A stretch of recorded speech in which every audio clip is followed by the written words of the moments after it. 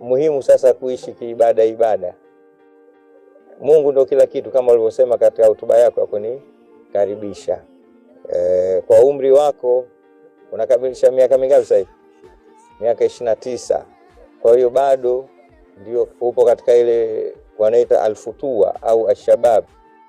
Mwenyezi Mungu siku ya kiyama kuna baadhi ya watu kama 7 atawaweka katika kivuli, siku ambayo haina kivuli isipokuwa kivuli chake.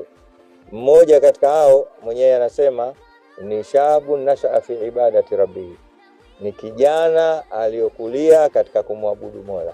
Kwa hiyo nakupenda na kuthamini na kuhusia, maisha haya yanaenda kwa kasi sana, hakuna kitu kinachokwenda mbio zaidi ya umri. Hivi sasa hivi una miaka 29, karibu utaingia 30, lakini ukitaka kujua kama maisha yanakwenda kwa kasi, jiulize, je, umechoka tangu umezaliwa kwamba nina miaka 29 sasa acha nife?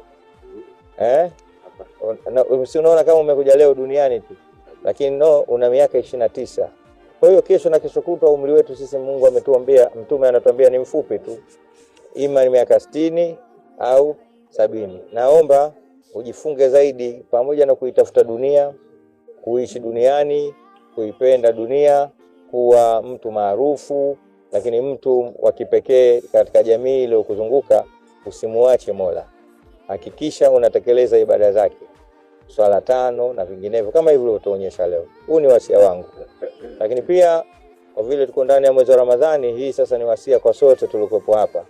Tuhakikishe tunaitendea haki Ramadhani ya mwaka huu. Ramadhani ni fursa.